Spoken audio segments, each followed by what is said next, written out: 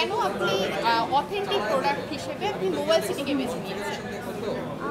আসলে অনেক আগে থেকেই আমাদের মোবাইল কিনতে হলে আমরা বসুন্ধরা সিটিতে আসতাম। তো আমাদের একটা ভরসা আছে যে এই মোবাইল সিটিতে আর কি আমরা অথেন্টিক বা অরিজিনাল প্রোডাক্টটা পাবো। কিন্তু আমরা আসলে বেসিক্যালি কিনতে আসছি গিফটের জন্য।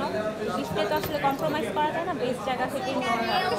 এই জন্য আমাদের একটা ভরসা ছিল যে এখানে গেলে আমরা যাচাই করতে পারবো, প্লাস বেস্টটাই পাবো। এই জন্য না, এখানে সার্ভিস ভালো, একসাথে সব এক জায়গায় সব পাওয়া যায়, বা আমি যদি কম্পেয়ার করতে চাই সেই সুযোগটাও আছে। সব কিছু মিলে এখানে ভালো।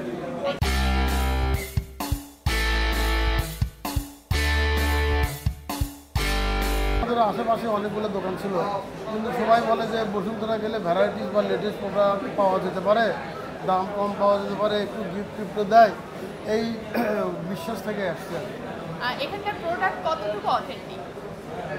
এখন প্রোডাক্ট অথেন্টিক বলতে যেগুলো শোরুম থেকে আমরা সবসময় মনে করি শোরুমের প্রোডাক্টগুলো অথেন্টিক, যে অন্য দোকানগুলো বিক্রি করে তারা যদি অরিজিনাল কোম্পানির কাছ থেকে আমাদের এই ওয়ারেন্টি কার্ড দেয় তাহলে অথেন্টিক।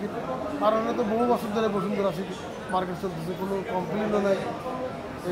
এটা জনস্রোত দেখলে বোঝা যায়, এত লোকজন আসে এখানে, অত লোকজন ভরসা করে।